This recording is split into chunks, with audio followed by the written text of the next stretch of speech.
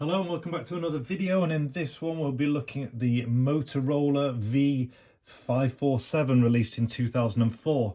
And if you're interested in retro mobile phones, check out my other videos because I've just done one on an absolutely gorgeous Motorola Razr V3, and I'll also be doing a Nokia 8310 later on. So I might start doing a playlist on my channel where I can maybe put my Walkmans together and maybe put the mobile phones together, maybe put the gaming stuff together. But if you're interested, please feel free to go and check those out. But without more of ado, or whatever you say, let's move on to the condition report and the demo. So condition report, you can see on the front, the phone does have a little bit of wear on this kind of silver, because it looks like brushed metal, but I think it's actually plastic. So you can see there's a little bit of wear around here. Other than that, the lens and the mirror are all fine, the rest of the body's fine, so just a little bit on there. As we move around the side, nothing really to mention there. Same for the rear is in good condition. Top, yeah, nothing to really mention there. Bottom, so just really those specks along there, tiniest little bit just at the top of the screen. And then when we pop it open, the handset all looks pretty good to me. And then all you've got is, see, just these little marks along here and here. It's just where they sit on the keys. So you can see it's like 1 2 3 4 there, 1 2 3. So where it's gone down over and over again, it's just with time, it just has just like left those little marks just along there. But when it's powered on, as you'll see, you don't really see them. So and as you can see there, they're off the side of where the screen is. So to power this thing up, there's a little button here. You push that down and then slide the rear off, and then you've got your battery inside, Motorola battery, one of those ones where you just bang it out, and then SIM card goes in here. Now I've tested this and it recognised the network on O2 and EE, so I know that those work. I can't comment on any others, and as you'll see the network, and we'll be able to call either O2 or EE using their top-up code. So the way this works, you put your SIM card in and slide it underneath that lip there, and then this part here, you then just nudge down there so it clicks over the other end. So once that's done, then get your battery, pop it in the top, and then slide down and replace the rear cover. And that's clicked in. Now to power it up, you need to open it up and hold down the power key. There we go, Hello Moto firing up.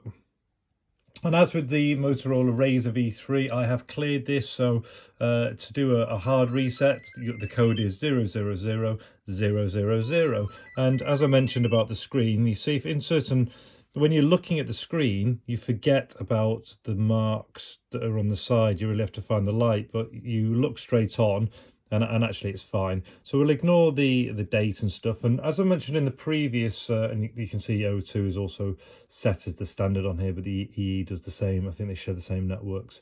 What was I saying? Yeah, so I haven't had my hands on a Motorola before, but the interface on this is exactly the same as the Razr. So you know, in terms of the menu and the selection, that little menu key. But hopefully as I go through and demonstrate things, this will also take people down memory lane who own this phone, and they'll enjoy reliving this.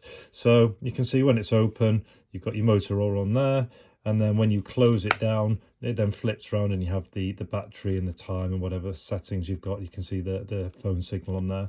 So let's have a look at the hotkeys on the side. We've got this one here, which does the volume up and down. There's another one here, let's see what that does. So that's voice records, and then on the right hand side we've got a button that does phone book. And then when we go back into here, we've got our shortcut key, so phone book top left, exit that, and then top right would go to O2. I would imagine either for the network or the browser, so we'll cancel that, exit the browser. Then what have we got? This is probably going to do exactly the same over here. So if we push this one, yeah, it's going to try and do the browser as well, exit. And let's have a look. What else we got? Yeah, camera, so shortcut to the camera, so we'll push that.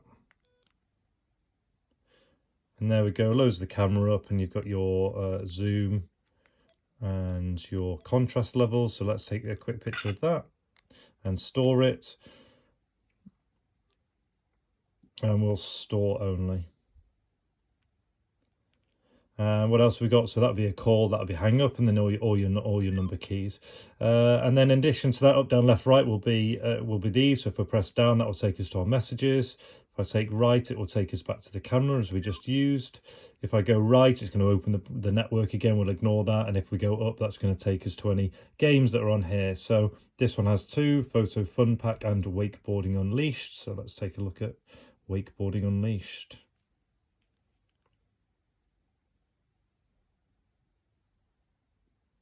Look at that, Wakeboarding Unleashed with Sean Murray. You remember when this was like amazing to play on games like this? Career mode, okay, Sean Murray. I wonder if there's a way to get it on the loudspeaker, if it automatically does it. Let's just start, come on. There's our controls. So left and right is going to be move, ollie with 0, toggle, manual, toggle, grind, okay, fine. There we go. Let's do an ollie. Nice. Here we go. I think that's a jump. And then do a trick. I nailed it. I have no idea. How do you get up there? I missed it.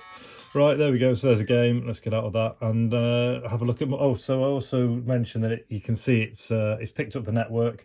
So if on O2 we do 4444, then call it.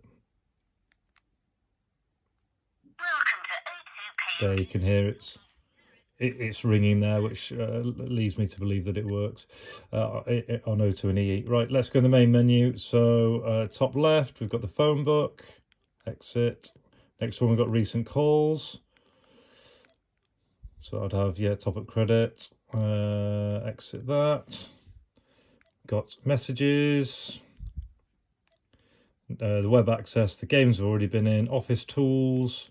So all the usual gambits are in there. Multimedia, so themes, camera, pictures. So this will be the one that we saved, will be in there, and plus a load of stock ones for your wallpapers. So there's our stock one, and what else we got? Videos, sounds. There should be. So things for your alarm clock. Back out of here. Instant messaging. But you've got to do some kind of setup. I'm going to skip that for now. And then you've got your settings, and this is where you personalize your ringtones and all your preferences and do your factory reset, etc. Battery wise, original battery. Charged this up about 4 days ago using this charger. It seems to be possibly an aftermarket one, judging by it, but it's got the right connection. It's one of these weird fork connections. So if I show you this, so that's plugged in and a green light has come on the charger that you can't see, and then you put it on the left hand side like that, and it's got a little click release, and you can see now up there that the phone is now indicating that it's charging. And like I said, I charged it up, I think fully.